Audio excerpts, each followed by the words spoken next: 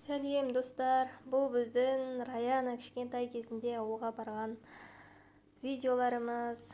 Мынау біздің үй, жалпы солтүстікке келін болғандықтан оңтүстікке 4 күніме осылай 6 айда 1 жыл дегенде бір келемін.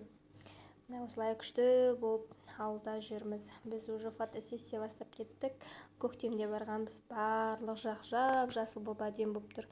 Онда менің қызым алғаш далаға шығып көрген ғой. Өзімше мобилограф болып жүрмін әйтеуір.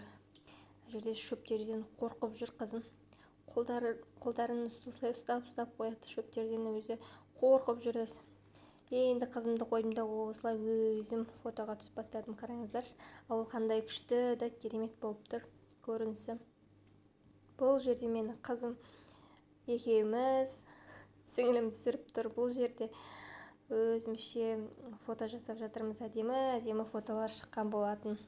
Мына жерде менің қызымды барлығы айналып толған жүр. Мына киімді айтсаңыздаршы сіздер. Ой, бұл Айсұлтанның киімдері.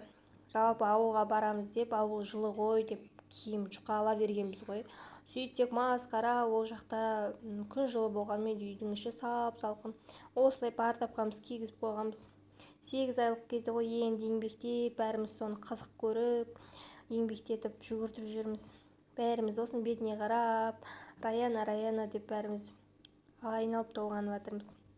Мына жерде уже үйге келе жатырмыз. Бізді осылай папамыз күтіп алды.